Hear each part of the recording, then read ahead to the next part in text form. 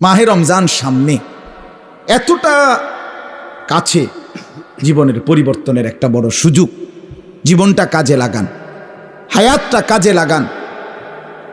যুবক ভাই তোমরাও বদলাও, মুরব্বী বাবা আপনারাও বদলান, পর্দার আড়ালের মা বোনদেরকেও ফেরাবার চেষ্টা করেন, সবাই গুনাহ থেকে ফিরতে চেষ্টা করেন। মাহে রমজানের যখন চাঁদ ওঠে, আল্লাহ নবী সাল্লাল্লাহু আলাইহি ওয়াসাল্লাম বলেন, ফেরেশতা ডেকে ডেকে বলে, ইয়া বাগিয়াল খাইরে আকবিল, হে নেক কাজের আগ্রহীরা এগিয়ে আসো, ইয়া বাগিয়াশ শাররি আকসির, হে মন্দ গুনাহের কাজের আগ্রহীরা এবার তো থামো। এটা রমজান। মদখোর এবার থামো, নেশাখোর এবার থামো, জুয়ারি এবার থামো, সুদখোর থামো না এবার। বেপর্দা মা, এই মা অটোতে উঠো না, সিএনজিতে উঠো না, ওই বাজারে যাইও না মা, এটা রমজান। জুতা শাড়ি প্যান্ট গহনা অলংকার অন্য মাসে কিনো, এ মাসে যাইও না, এটা রমজান, এটা রমজান। থামো তো যুবক ভাই, মোবাইল টিপো না। আহা, ওই দেখেন পিছনে অনেক ছেলে কথা বলে, হায় অপদার্থ জিন্দিগি। কে বলবে, কাকে বলবে, কাকে ফিরাবে, কে ফিরাবে? একজনই কি আর সম্ভব? বাবাদের কোনো হাল ছেড়ে দিছে, মারা হাল ছেড়ে দিছে, অভিভাবকরা হাল ছেড়ে দিছে, সন্তানের পতন দেখতেছে, অধপতন। চুল চেহারা, আপন ঘরে ঘুমায়া মা বাপ জীবিত, কোনোদিন এক ওয়াক্ত নামাজ পড়ে না, ফজরের নামাজ পড়ে না, সারা রাত মোবাইলে উলঙ্গ ছবি দেখে। ব্যর্থ মা বাপ তাকায়া তাকায়া নিজ সন্তানের এই ধস দেখতেছে। আহা, আফসোসের ব্যাপার, আফসোসের। আপন স্বামী নিজের ব্যর্থতার কারণে নিজের স্ত্রীর বেপরদিগি দেখতেছে, কিছুই করতে পারতেছে না, মনে হয় যেন সে ব্যর্থ কাপুরুষ। বউটা ডেলি বেডি বাজারে যায়, মার্কেটে যায়, রঙ্গরসে হাসে, কথা কয়, টাইট কাপড় পরা, বোরখা নামের একটা টাইট জামা পরে রাখছে, লাল নীল হলুদ কমলা বেগুনি। স্বামী বেচারা অপদার্থের মতো, অসহায়ের মতো তাকায় আছে। আস্তাগফিরুল্লাহ। এই পর্যন্ত কোন ইমানদারের বউ বেপর্দার সুযোগ দেয় নাই, এই কারণে কোন ইমানদারের বউ যায় নাই,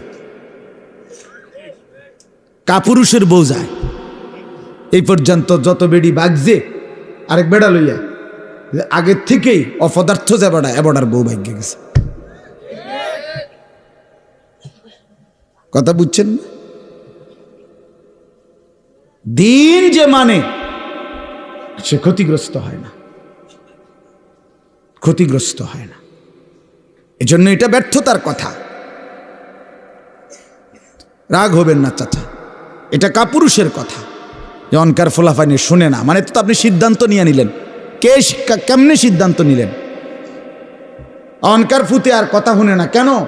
সেই পুতে, যে পুতে কথাই শোনে না, আপনার চোখের সামনে আপনার ছেলে নামাজ পড়বে না, একটা সাজদা দিবে না, এত বড় নাফরমান আপনার সম্পত্তি ভোগ করবে, এত বড় নাফরমান আপনার ঘরে খাবে, ঘুমাবে, দুনিয়া ভোগ করবে, আপনি বেঁচে থাকতে এটা মেনে নেবেন কেন মিয়া? আপনার আপনার ব্যর্থতা তাইলে এটা। আপনি জীবন চিনেন নাই, আপনি কর্তব্য চিনেন নাই। কর্তব্য তো আল্লাহ বলে দিছে, ওয়ামুর আহলাকা বিসসালাহ, তোমার স্ত্রী সন্তান পরিবারকে নামাজের আদেশ করো, ওয়াসতাবির আলাইহা, পরিবারকে নামাজের আদেশের সাথে সাথে নিজেও নামাজের উপরে মজবুত থাকো। কথা তো ছিল এই। আপনার জিম্মাদারি কি ছিল?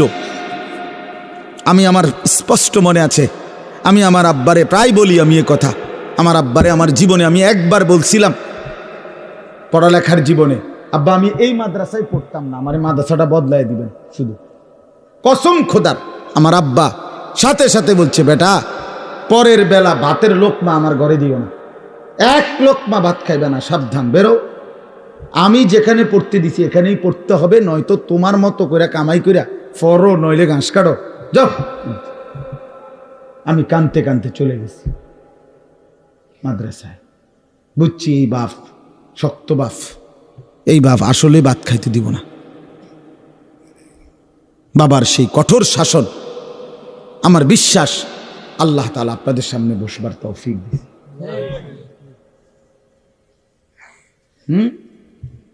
আমার জীবনের সার্থকতা কি? আমার স্ত্রী সন্তান যদি ধ্বংস হয়ে যায়, সোফা দিয়ে আমি করব কি? খাট দিয়ে আমি করব কি?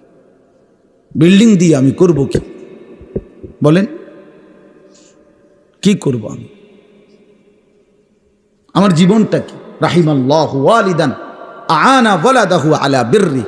নবী সাল্লাল্লাহু আলাইহি সাল্লাম বলেন, আল্লাহ তাআলা ওই মা বাবার উপরে দয়া করে যে তাদের সন্তানদেরকে নেক কাজে সাহায্য করে। নবী সাল্লাল্লাহু আলাইহি সাল্লাম বলেন, মা নাহালা ওয়ালিদুন ওয়ালাদাহু মিন নুহলিন মিন আদাবিন হাসান। কোন মা বাপ তাদের সন্তানকে সবচেয়ে বড় যা কিছু উপঢৌকন এই পৃথিবীতে দিয়ে যায়, সেটা কি? সবচেয়ে বড় কোনটা? নবীজি বলছে আদাবুন হাসান, উত্তম আখলাক, উত্তম দ্বীন, উত্তম আদব। এটা যারা শিখিয়ে গেল তারাই তাদের সন্তানকে সর্বশ্রেষ্ঠ নিয়ামত দিয়ে গেল।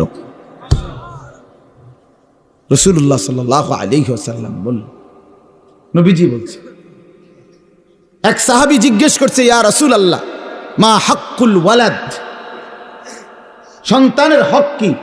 আলাল ওয়ালিদ, পিতামাতার উপরে। নবীজি বলছেন আন ইউহসিনা ইসমাহু ওয়া ইউহসিনা আদাবাহু। নবীজি বলছে তার প্রথম হক দুইটা, তার জন্মের পরে তার একটি সুন্দর নাম রাখা, আরেকটা হক তাকে উত্তম আদব, উত্তম আখলাক শিখায় দেয়। হযরত আলী রাদিয়াল্লাহু তাআলা আনহু বলছেন, কোরআনে আছে, ইয়া আইয়ুহাল্লাযীনা আমানু কু আনফুসাকুম ওয়া আহলিকুম নারা। হে ঈমানদারগণ, তোমরা তোমাদের নিজেদেরকে এবং পরিবার পরিজনকে জাহান্নামের আগুন থেকে বাঁচাও। এটা আপনারা শুনছেন না কথা? এটা তো হযরত আলী এই আয়াতের তাফসিরে বলছে পরিবারকে জাহান্নামের আগুন থেকে বাঁচাও কিভাবে? তো হযরত আলী বলছে আল্লিমুহুম ওয়া আদ্দিবুহুম, তোমরা তোমাদের পরিবারের সদস্যদেরকে কোরআন সুন্নাহর ইলম শিখাও এবং কোরআন সুন্নাহর আদব আখলাক শিখাও, তাইলেই জাহান্নামের আগুন থেকে বাঁচাইলা। যেই মা বাপ, সাফ কথা, আপনারা যারা আপনাদের ছেলে মেয়েকে ছোট্টবেলায় আল্লাহর কোরআন রাসূলের সুন্নাহ থেকে বঞ্চিত করেছেন, কসম খোদার মনে রাখেন হাসরের ময়দানে চূড়ান্তভাবে লাঞ্ছিত হবেন, বেইজ্জতি হবেন, কোটি কোটি হাসরের মানুষের সামনে অপদস্থ হবেন। কার হাতে? কার হাতে লাঞ্ছিত হবেন? আপনার ছেলেটার হাতে, আপনার মেয়েটার হাতে, অন্য কারো বেড়াইতে রাতে না, আমনের ফুতের হাতে। আমনের ফুত, আমনের জি, যাকে আপনি দিন শিখান নাই, নামাজ শিখান নাই, বঞ্চিত করেছেন কোরআন সুন্নাহ থেকে, সে সেদিন আল্লাহর কাছে বলবে, আল্লাহ আজ আমি মা বাপকে বেইজ্জতি করব, ওরা আমারে বরবাদ করে দিছে, আজ আমি জাহান্নামী হলাম ওদের খামখেয়ালির কারণে। 7 বছর বয়সে আল্লাহ আমি কিছুই বুঝতাম না, 6 বছর বয়সে আমি অবুঝ ছিলাম। সেদিন যদি তারা মজবুত সিদ্ধান্ত নিত আমাকে দিন শেখাবে, তাহলে আমার এই ভুল হতো না। রব্বানা গালাবাত আলাইনা শিকওয়াতুনা, কোরআনে আছে, জাহান্নামী জাহান্নামের ভীষণ আগুনে উথাল পাতাল ঢেউ খাবে, আর আল্লাহকে বলবে, আল্লাহ আমার এই কপাল মন্দ, আমি দুর্ভাগা কপাল নিয়ে আসছি, আল্লাহ আমার কপালটা মন্দ, আমি করলামটা কি? এত সুন্দর হায়াত কি করলাম আমি? কিভাবে নষ্ট করে দিলাম? ওয়াকুন্না কওমান দাল্লিন। আর জাহান্নামী বলবে, আল্লাহ আমি এক পথভ্রষ্ট গ্রুপের, সম্প্রদায়ের এক পথভ্রষ্ট গ্রুপ, নাফরমান গ্রুপের অন্তর্ভুক্ত ছিল। আমি যাদের সাথে চলতাম ফিরতাম, ওরা বিড়ি খাইতো, মদ খাইতো, গাঁজা খাইতো, সুদ খাইতো, ঘুষ খাইতো, কথায় কথায় গাইল লাইতো, নারীর ছবি, নাচ গান, নর্তকীর ছবি, উলঙ্গ দৃশ্য দেখতো। আল্লাহ আমি ভালো মানুষ পাই নাই, কোনোদিন একটা ভালো মানুষের ছোঁয়া পাইনি, ফলে আজ আমি ধ্বংস হয়ে গেছি। উত্তম সঙ্গী অনেক বড় নিয়ামত। আমার ড্রাইভার, আমার এই সারা জীবন, যে 5 বছর সে আমার গাড়ি চালায়, আমি যতবার তারে চলার পথে নামাজের কথা মনে করাইছি, আমার চাইতে কমপক্ষে 1000 বার বেশি সে আমারে মনে করে। ঠিক এই 5 ওয়াক্ত নামাজের জন্য তার খেয়াল জামাত ধরার প্রতি আমার চাইতে 100 গুণ বেশি। 100 গুণ বেশি। আলহামদুলিল্লাহ, আল্লাহর দয়া। আমি তো মনে করি আল্লাহ পাকের মেহেরবানি, এই বছর এই যে আগামী শুক্রবার আমার উমরার ফ্লাইট, সেও যাবে আমার সাথে। বলছে আমি কেমনে যাবো, আমি কেমনে যাবেন চাইবেন, কেমনে যাবেন আল্লাহ ব্যবস্থা করবে। সে যাবে ইনশাআল্লাহ, তারও ফ্লাইট আমার সাথে, আমার শায়েখের সাথে। এই জন্য বললাম, জাহান্নামী বলবে আল্লাহ আমি ভালো মানুষ পাই নাই। যুবক ছেলেরা আফসোস করবে এই অসৎ বন্ধুর জন্য, যে তোমারে নারীর ছবি, নাচ গান আর বিকৃত হাসি দিয়ে নষ্ট করে দিছে। তোমারে কোনো মেয়ের সাথে লাইন করায় দিছে, তোমারে কোনো জুয়ার আড্ডায় শিখায় দিছে, তোমারে কোনো মদের আড্ডায় নিয়ে গেছে। মাথা নোয়াইও না, মাথা নোয়াইলে কি লাভ হবে? আমার থেকে বাঁচে গেলে তো লাভ নেই, আল্লাহর থেকে বাঁচবে কিভাবে সেটা ভেবে দেখে। আমি তো এমনিই চলে যাব, একটু পরে আমি চলে যাব না, আপনারা আপনাদের পথে চলে যাবেন না, তো কে কার কাছে আটকায়? কিন্তু আল্লাহর কাছে।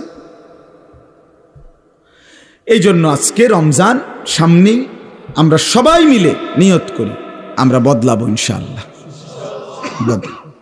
মান লাম ইয়াদা কাওলা যুর ওয়াল আমালা বিহি ফালাইসা লিল্লাহি হাজাতুন আন ইয়াদা তাআমাহু ওয়া শারাবাহু। নবী সাল্লাল্লাহু আলাইহি ওয়াসাল্লাম বলেন, যে ব্যক্তি রমজান পেল, রোজা রাখলো, অথচ মিথ্যা কথা, মিথ্যা আচরণ, অন্যায়, অশ্লীলতা, চুরি, ডাকাতি, গুনাহের আচরণ ছাড়তে পারলো না, রাসূল বলেন হায় নাফরমান, তোমার এই খাদ্য আর পানীয় থেকে বিরত থাকার কোনো প্রয়োজন আল্লাহর কাছে নাই। আল্লাহ ভাতের অভাবে, পানির অভাবে তোমারে রোজা রাখতে বলে নাই, তোমারে জান্নাত দেওয়ার জন্য রোজা রাখতে বলছিল। তোমারে বলছে লাআল্লাকুম তাত্তাকুন, তোমারে বলছে আমি মুত্তাকি বানাবো বান্দা তোকে, তোর ঈমান আমি নিলাম বান্দা। ইয়া আইয়ুহাল্লাযীনা আমানু, হে ঈমানদারগণ, মানে হলো বান্দা আমি তোমার ঈমান নিলাম, এবার আমি তোমাকে তাকওয়া দেব, লাআল্লাকুম তাত্তাকুন। তাইলে মাঝখানে একটা মাস সময় নিলাম, ঈমান তোমার গ্রহণ করলাম, তাকওয়া তোমাকে দেব। ঈমান আর তাকওয়া হবে, তোমার ঠিকানা হবে সরাসরি জান্নাত। যে মুত্তাকি সে জান্নাত, যে মুত্তাকি সে কি? উইদ্দাত লিল মুত্তাকিন। আল্লাহ বলছে জান্নাত বানানোই হয়েছে মুত্তাকিদের জন্য। আল্লাহ বলে আমি একটা মাস সময় নিলাম, 30টা দিন বান্দা গুনাহ ছেড়ে দাও, আমার ইবাদতে ডুবে যাও, লেগে যাও। 30 দিনের মাথায় আমি তোমারে মুত্তাকি বানাবো, জান্নাতি বানাবো। ঈমান তোমার পাসপোর্ট, তাকওয়া তোমার ভিসা। পাসপোর্ট নিলাম রোজার আগে, ঈমান নিলাম, একটা মাস রোজার মাস, গুনাহ থেকে বাঁচবা, ইবাদতে লাগবা। 30 দিনের মাথায় আমি আল্লাহ ঈমানের পাসপোর্টে তাকওয়ার ভিসা লাগায় দেব, জান্নাতের ফ্লাইটে উঠায় দেব। ঈদের দিন ফ্লাইট। ফ্লাইট কোন দিন? ঈদের দিন ফ্লাইট। ঈদের দিন ফ্লাইট, 1 মাসে ফ্লাইট, 1 মাসে 31 দিন যাব না, হয় 30, নয় বার লাগলে 29, মাগার 31 লাগবে না। 31 রোদ হোক, বৃষ্টি হোক, শীত হোক, গরম হোক, ফ্লাইট কোন দিন? ঈদের দিন, জান্নাতের ফ্লাইট। হাদিসে আছে ঈদের দিন আল্লাহর নেয়ামত প্রাপ্ত জান্নাতি বান্দা, রোজাদার যখন আল্লাহর ইবাদত, ঈদের নামাজ পড়ে, তো ফেরেশতারা ডেকে বলে, যাও আল্লাহর বান্দা, খুশি খুশি যাও, কাদ গাফারাল্লাহু লাকুম, আল্লাহ তোমরে পুরা মাফ করে দিছে, যাও খুশি খুশি। ফারজিউ রাশিদিনা ইলা রিহালিকুম, যার যার ঘরে খুশি খুশি দিলে সন্তুষ্ট চিত্তে ফিরে যাও, যাও রেডি হও জান্নাতের জন্য, প্রস্তুতি নাও। এজন্য ইনশাআল্লাহ রমজানকে কাজে লাগাবো, ঠিক আছে ইনশাআল্লাহ? বলেন ইনশাআল্লাহ। দেখেন আল্লাহ স্পষ্ট বলছে 5টা আয়াতে, কোরআনুল কারীমের সূরা বাকারার 183 নম্বর আয়াত থেকে 187, 5টি আয়াতে রোজার কথা, রমজানের কথা বিস্তারিত বলছে। বলে আল্লাহ লাস্ট বলছে, কাযালিকা ইউবায়্যিনুল্লাহু আয়াতিহি লিন-নাস। আল্লাহ বলে বন্ধু, আমি এভাবেই পরিষ্কার করে আমার বান্দাদের জন্য আমার আয়াত, আমার বিধান, আমার কথা স্পষ্ট করে বলে দিলাম, লাআল্লাহুম ইয়াত্তাকুন, যেন সকলেই মুত্তাকি হতে পারে, জান্নাতি হতে পারে। এটা হলো 187 নম্বর আয়াত। কথা শেষ করছে কথা। আল্লাহ বলছে, আল্লাহ বলছে বান্দা আমি সবচেয়ে কমাইছি, সবচেয়ে সহজ করছি, সবচেয়ে ছোট করে আনছি রোজা শুধু তোমাদের জন্য। আখিরি নবীর উম্মত তোমরা, আমার আখিরি বন্ধুর উম্মত, তোমাদের জন্য আমি সবচেয়ে সহজ করছি রোজা। রোজা পূর্ববর্তী জাতির, যারা পূর্ববর্তী জাতি, তাদের রোজার নিয়ম কানুন, রোজা ছিল সবার, কিন্তু নিয়ম কানুনের মধ্যে বিপরীত ছিল। বিশেষ করে আমাদের নবী সাল্লাল্লাহু আলাইহি সাল্লামের সাহাবায়ে কেরামের আমলে তাফসীরে আছে স্পষ্ট, ওলামায়ে কেরাম জানে, যখন রোজা ফরজ হয়েছে, মজার কথা শুনেন, যখন রোজা শুরু হয়েছে সাহাবীদের জামানায়, তখন রোজা কেমনে রাখত?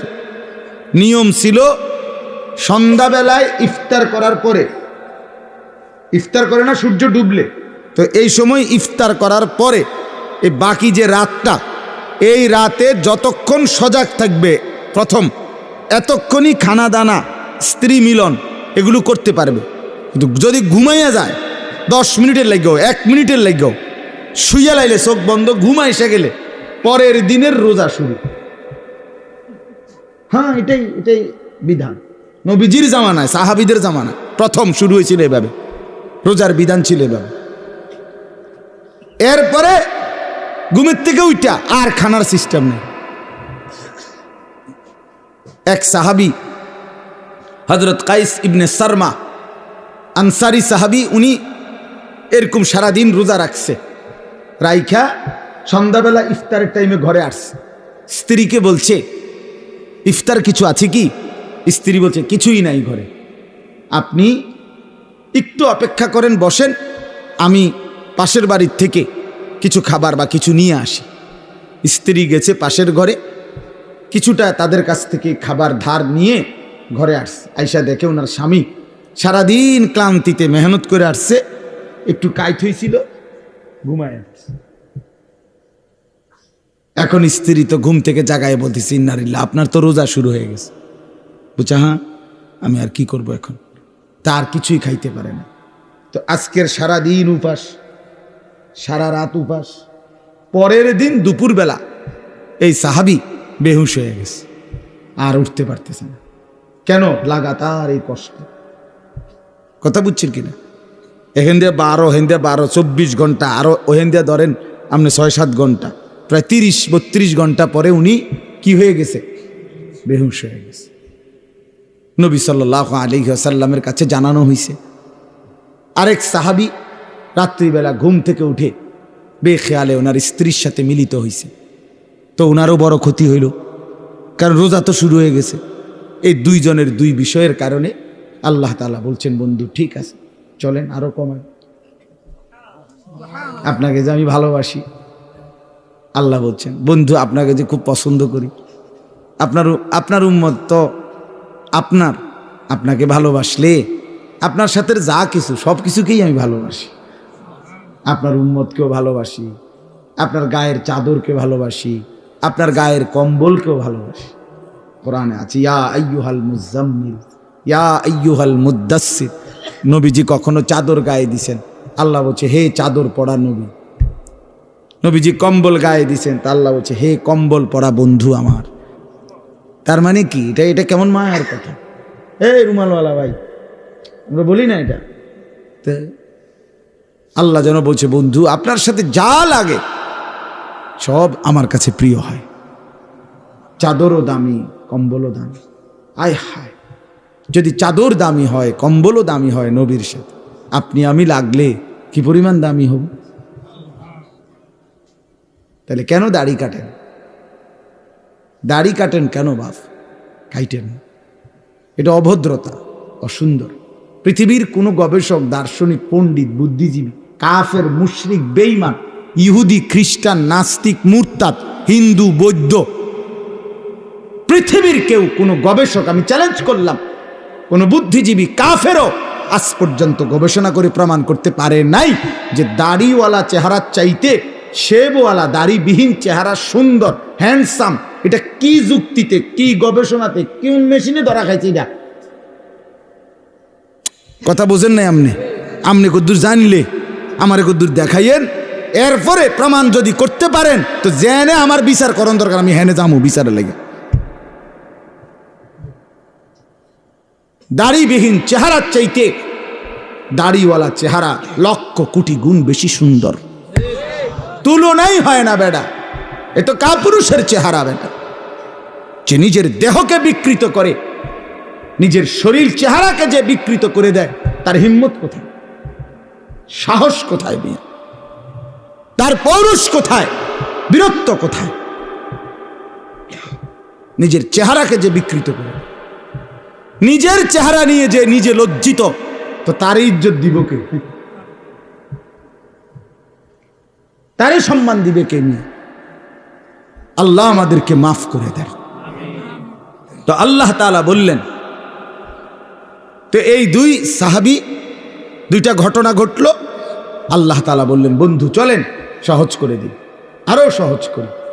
কুলু ওয়াশরাবু, এই যে দেখেন, উহিল্লা লাকুম লাইলাতাস সিয়ামির রাফাসু ইলা নিসাইকুম, আল্লাহ বলে এখন থেকে বন্ধু আপনি আপনার উম্মতকে বলেন, প্রত্যেকটা ইমানদার পুরুষ রোজাদারের জন্য সন্ধ্যা সূর্যাস্তের পরে রাত সুবহে সাদিক পর্যন্ত পুরা রাত এবার আর কোনো ঘুম যাক বা না যাক, কোনো নিষেধাজ্ঞা আর নাই। সে তার স্ত্রীর সাথে মিলিত হওয়া, স্ত্রীর সাথে থাকা তার জন্য পুরাপুরি বৈধ করা হলো। হুন্না লিবাসুন লাকুম ওয়া আনতুম লিবাসুল লাহুন্না, স্ত্রী তো স্বামীর পোশাক, স্বামী তো স্ত্রীর পোশাক, একজন আরেকজনের সাথে মিলে মিশে থাকবে, এটাই তো ইনসাফ, এটাই তো আল্লাহর চাওয়া। আহা, স্বামী যদি স্ত্রীর কাছে আপনার আকর্ষণীয় না হয়, স্ত্রী যদি স্বামীর কাছে আকর্ষণীয় না হয়, বেডিও যদি বাইরের বেড হইতে লাগে আগ্রহী, এবারও যদি বাইরের বেড হইতে লাগে আগ্রহী, তো এই দুই অপদার্থ কি এর স্বামী স্ত্রী? ডিফেলাস্টিকে না কি রে বেটা? তুই বেটা তোমার বউ আছে ঘরে, তুমি রং স মানুষের বেডির বেওকুফ কোথাকার, তোমার তো রোদে টাঙ্গাই তুমি দরকার। যে মহিলা তার স্বামী আছে সে পর পুরুষের প্রতি আসক্ত,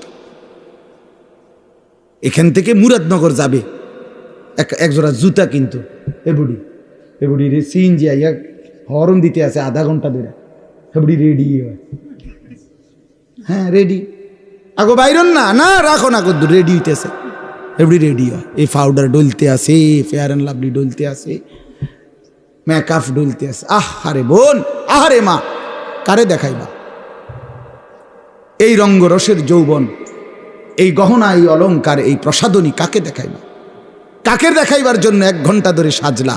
রাস্তার ওই লম্পট বখাটে যে তোমারে দেখে অবৈধ কল্পনা করে, অশ্লীল কামনা করে সে, অথচ নিজ স্বামী বেচারা যদি বলে কদ্দুর কাপড় সোপড় কদ্দুর বদলাইয়া সুন্দর করে পাউডার টাউডার বা কদ্দুর সুন্দর করে ভালো হইয়া থাকো, স্বামীর সামনে আসো, হ্যাঁ বেডা কথা কয় দে, বেডা বাত রাইনতে রাইনতে জান শেষ, কথা কইতে তো সুন্দর লাগে, এ দিছে তো বেডার যায়, জামাইয়ের 14 গোষ্ঠী উড়াই দিছে, জামাইয়ের কপালে ভালো কাপড়, ভালো প্রসাদনী কিছুই জোটে না, জোটে রাস্তার বখাটের কপালে।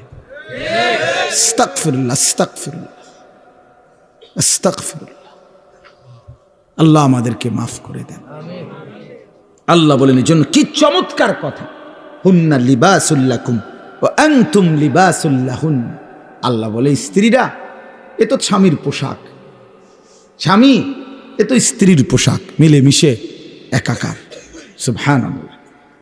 এরপরে আল্লাহ বলেন আলিমাল্লাহু আন্নাকুম কুনতুম তাখতানুনা আনফুসাকুম ফাতাবা আলাইকুম ওয়া আফা আনকুম, আমি জানি তোমাদের কেউ রাত গভীরে স্ত্রীর সাথে মেলামেশা করে ফেলেছো, ভুল হয়ে গেছে, ঠিক আছে আমি তওবা করো, আমি মাফ করে দিলাম।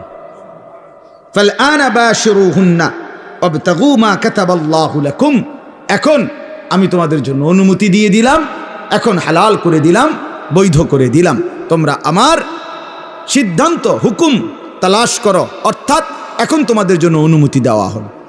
এরপরে আল্লাহ বলেন ওই আরেক সাহাবীর ঘটনা রয়েছে না, ওই বড়া যে কি হয়ে গেছে, তো আল্লাহ বলছে কুলু ওয়াশরাবু, এবং সাথে সাথে খাও পান করো, হাত্তা ইয়াতাবায়্যানা লাকুমুল খাইতুল আবিয়াদু মিনাল খাইতিল আসওয়াদি মিনাল ফাজর, একেবারে সাদা সুতা কালো সুতা থেকে আলাদা করা পর্যন্ত খাও পান করো। তার মানে রাত্রির কালো রেখা থেকে যখন সুবহে সাদিকের সাদা নতুন রেখা আসে, দাগ আসে, রেখা, সাদা রেখা, ওই পর্যন্ত খাইতে থাকো। সুম্মা আতিম্মুস সিয়ামা ইলাল লাইল, এবং এরপরে সন্ধ্যা পর্যন্ত, সূর্য অস্ত পর্যন্ত, ওই সুবহে সাদিক থেকে সন্ধ্যা পর্যন্ত রোজাটা পূর্ণ করো। আল্লাহ বলেন ওয়ালা তুবাশিরুহুন্না ওয়া আনতুম আকিফুনা ফিল মাসাজিদ।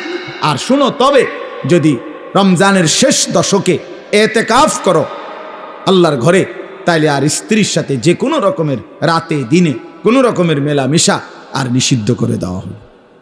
আল্লাহ বলেন এতগুলো কথা যা বললাম, তিলকা হুদুদুল্লাহ, এগুলো আমি আল্লাহ তাআলার বিধি নিষেধের সীমারেখা। ফালা তাকরাবুহা, আমার বিধি নিষেধের লঙ্ঘন করে আমার নাফরমানির কাছে যেও না। কাযালিকা ইউবায়্যিনুল্লাহু আয়াতিহি, আল্লাহ বলেন এভাবে আমি পরিষ্কার করে তোমাদের কাছে সব বলে দিলাম, লাআল্লাহুম ইয়াত্তাকুন, যেন বাস্তবিক অর্থে মুত্তাকি হতে পারো, জান্নাতি হতে পারো। এজন্য বাপ, আমাদের জন্য আল্লাহ তাআলা সবচেয়ে সহজ করে দিয়েছেন রমজান, অনেক কমাই আনছেন। কোরআনে আছে ইউরিদুল্লাহু বিকুমুল ইউসরা ওয়ালা ইউরিদু বিকুমুল উসর। আল্লাহ বলেন আমি তোমাদেরকে সহজ করতে চাই, কঠিন করতে চাই না। অতএব আমাদের জন্য আল্লাহই সহজ করেছেন, সহজ করেছেন আমাদের জন্য। সুবহে সাদিক থেকে সূর্যাস্ত পর্যন্ত খাদ্য পানীয় স্ত্রী মিলন থেকে বিরত থাকতে বলছেন। আর সারা বছরের মতো চলমান গুনাহ বাঁচতে বলছেন, ইবাদতে লেগে থাকতে বলছেন। তাইলে অতিরিক্ত আহামরি খুব কঠিন কোনো বোঝা আমাদেরকে চাপায় দিছেন। রমজান মানে কি 50 কেজি চালের বস্তা কান্দে লইয়া দাঁড়ায় থাকা? রোজা মানে কি সিমেন্টের বস্তা একটা লইয়া খাড়ায় থাকুন নাকি? তাইলে এখানে কঠিন কি? এটুকু রোজা যদি আমরা পালন করতে না পারি, এত বড় সুযোগ, জান্নাতের দরজা খোলা, জাহান্নামের দরজা বন্ধ, রহমতের দুয়ার খোলা, শয়তানকে শেকলে বন্দী। আল্লাহর নবী বলছে একটা নফল একটা ফরজের সমান, একটা ফরজ 70টা ফরজের সমান। শুরুটা রহমত, মধ্যখানটা মাগফিরাত, শেষটা নাজাত। এক একটা নেকি বাড়তে বাড়তে আল্লাহ তাআলা নিজের হাতে নেকি ফেরেশতাকে দিয়ে না লিখিয়ে নিজে লেখেন। এত কথা, এত কথা, এত কথা, এত ফজিলত, এত কিছু নবীজি বললেন আমার বাপ, আমার ভাই। এরপরেও যে ব্যক্তি রমজানের কদর করল না, তার উপরে আল্লাহর লানত, ফেরেশতার লানত, মুহাম্মাদুর রাসূলুল্লাহর লানত। তোর রূপে খোদার গজব পড়ুক, তোর রূপে খোদার লানত পড়ুক। হ্যাঁ, এটা আমি বলি নাই, এটা জিব্রাইল বলে গেছে নবীকে। কি জিব্রাইল বলছে নবীজির কাছে রমজানের লাস্টে আইয়া বলছে, নবী এত বড় রমজান, আপনার এত কাকুতি মিনতি, আপনার এতগুলো ফজিলতের কথা শোনার পরেও আপনার যেই নাফরমান উম্মত রমজানকে কদর করলো না, তার উপরে আল্লাহর লানত, আমি জিব্রাইলের লানত, ফেরেশতার লানত। নবী বলছে আমিন। হ্যাঁ জিব্রাইল, আমি তো বদদুয়া দিতে চাচ্ছিলাম না, আমি অভিশাপ দিতে চাচ্ছিলাম না, কিন্তু আজকে আমি রাসূলও আর সহ্য করতে পারলাম না এমন নাফরমান উম্মতের উপরে আমি মুহাম্মদেরও লানত। আমিন, আমিও মেনে নিলাম। যা যা বেঈমান, যা তুই মোবাইলে টিপ, যা তুই নারী নিয়েই থাক, তুই সুদের আড্ডা, ঘুষের আড্ডা, যা তুই বিড়ির আড্ডাতেই থাক, যা, ঠিক আছে, তুই জীবন এভাবেই শেষ কর, যা না ফরমান, ঠিক আছে। দুনিয়াই তো ভোগ করবি না, তো 60 বছর 70 বছর। এরপরে আবু জেহেল দুনিয়াতে মাটির উপরে মাতবরি করছে কতদিন, মাটির নিচে পড়ে আছে আজ কতদিন? এই মিয়া বলেন না কেন? ফেরাউন মাটির উপরে ছিল কতদিন, আজ মাটির নিচে কতদিন? নমরুদ মাটির উপরে ছিল কতদিন, মাটির নিচে কতদিন? নূহ আলাইহিস সালামের উম্মত মাটির উপরে অহংকার করছে কতদিন, মাটির নিচে পড়ে আছে আজ কতদিন? এজন্য এটা হিসাব করেন, ভাবতে শিখেন। ছেলেরা তোমাদেরকেও বললাম, একটা ছেলেও যদি বোঝে আলহামদুলিল্লাহ, না বুঝলেও আমাদের কোনো হতাশা নাই, কারণ ফেরিওয়ালার কোনো হতাশা নাই। ফেরিওয়ালা তার পণ্য বিক্রি হোক বা না হোক, সে ফেরি করতেই থাকে, ফেরিওয়ালা বলতেই থাকে। ফেরিওয়ালা তার পণ্যের নাম ঘোষণা দিতে বিরতি দেয় না, সে বলতেই থাকে বালতি বালতি, মানে যেটা তার মাল বেচবে ওইটা সে বলতে, সে জানে তার প্রতি ডাকে কাস্টমার আসে না, আসে, কিন্তু সে তবুও যে জানে যদি 200 বার ডাকার পরে একটা কাস্টমার আসে, এজন্য ফেরিওয়ালা হতাশ হয় না। এজন্য আল্লাহর পথে যারা ডাকে তাদের কোনো হতাশা নেই, তারা ফেরিওয়ালা, বলতেই আছি বলতেই আছি। আল্লাহ তাআলা আপনাদেরকে তৌফিক দেন, কবুল করেন এই মাদ্রাসা মসজিদ, আল্লাহ তাআলা যেন কবুল করেন। আপনাদের কাছে বিনীত অনুরোধ, রমজানকে কাজে লাগাবেন, বলেন ইনশাআল্লাহ। আল্লাহর ঘর তাওয়াফের জন্য, আল্লাহর ঘর জিয়ারতের নিয়ত করেন। রমজানের শেষ 10 দিন ইতিকাফের নিয়ত করেন। বেশি বেশি আল্লাহর জিকির, তাসবিহ, তেলাওয়াত, দোয়া, কান্নাকাটির মধ্যে কাটাবেন, আর বিশেষভাবে গুনাহ থেকে বাঁচবেন। যুবক ছেলেরা, তোমাদেরকে আবারও বলছি, হায়াতের এই সুন্দর সময়টা, যৌবনকাল নষ্ট করো না। আবারও বলছি, বাপ বিশেষভাবে বলব, তুমি নষ্ট হইলে, তুমি পৌঁছা গেলে পৃথিবীর কিচ্ছু হইতো না। পৃথিবীর সূর্য ডুবে, চাঁদও ডুববে, শুধু তুমি বাদ পড়ে গেলে আর কি। কেউ মরলে পৃথিবীর কিচ্ছু হয় না, কথা বলেন না কেন? রাস্তায় অ্যাক্সিডেন্টে যে লাশ পড়ে আছে, তো বাকি সিএনজি গাড়ি সব গাড়ি চালানোই বন্ধ করে দেয় না। কারো হাতে সময় নেই, আমনের লাগে বইয়া তাওনের টাইম কারো নেই, সবাই সাইডে দিয়ে কাইটা কাইটা সব গাড়ি চলে যায়, কারো হাতে সময় নেই। এই জন্য বন্ধু, কারো মৃত্যুতেই যেখানে কারো হাতে সময় নাই, তো তুমি আর আমি নষ্ট হয়ে গেলে কার হাতে সময় আছে? কার হাতে সময়? নিজের জীবনটাই নিজে নষ্ট করে দিলাম, নিজের বরবাদি নিজে করলাম। এই জন্য শেষ পর্যন্ত কবরে আমি একাই, হাসরে আমি একাই, ফুলসেরাতে আমি একাই। কাজেই আমার বুঝ আমাকেই করতে হবে। আল্লাহ আমাদেরকে তৌফিক দেন, কবুল করেন। আপনারা মাদ্রাসাকে ভালোবাসেন, দয়া করে একটা মাদ্রাসা, আমার শায়েখ আল্লামা মুফতি মুশতাকুন নবী কাসিমি হুজুর সবসময় বলে, একটা মাদ্রাসা আল্লাহর বান্দাদের কাছে 3টা জিনিস চায়। কয়টা জিনিস? 1 নাম্বার দোয়া, মুসলমান দোয়া করবে মাদ্রাসার জন্য, এটা একটি মাদ্রাসা কামনা করে। 2 আতফাল, মুসলমানের সন্তান, মুসলমানদের ছেলে মেয়ে মাদ্রাসায় পড়বে, ঠিক কি না বলে? মাদ্রাসা শুধুই মুসলমানদের প্রতিষ্ঠান, মাদ্রাসা হিন্দুর বাচ্চা পড়বে না, ইহুদি খ্রিস্টান নাস্তিকের বাচ্চা পড়বে না। কাজে মাদ্রাসা মুসলমানদের প্রতিষ্ঠান, যেন মুসলমানের সন্তান মাদ্রাসা কামনা করে।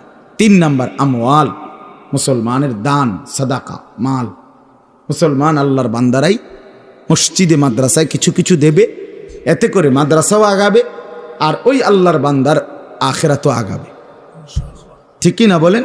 অতএব এই 3টা জিনিস আপনাদের কাছে আমি অনুরোধ করছি। 2টা মিনিট দিলেও 2-4 মিনিট, না দিলেও 2-4 মিনিট, দয়া করে মাদ্রাসার জন্য প্রত্যেকেই পকেটে হাত দিয়ে আল্লাহর ওয়াস্তে, আল্লাহর জন্য, নিজের ভালোর জন্য, আখিরাতের জন্য কিছু সহযোগিতা করেন, দেখবেন লাভবান হবেন। রমজানের হায়াত কামনা করে দান করেন, রমজান পর্যন্ত পৌঁছার আশায় দান করেন, নিজের ভিতরে ঈমান আমলের তৌফিকের জন্য দান করেন। 1জন বা 2জন বড় ছাত্র আছে কিনা দেখেন মাদ্রাসার, অথবা এমনি থেকে কেউ উঠেন,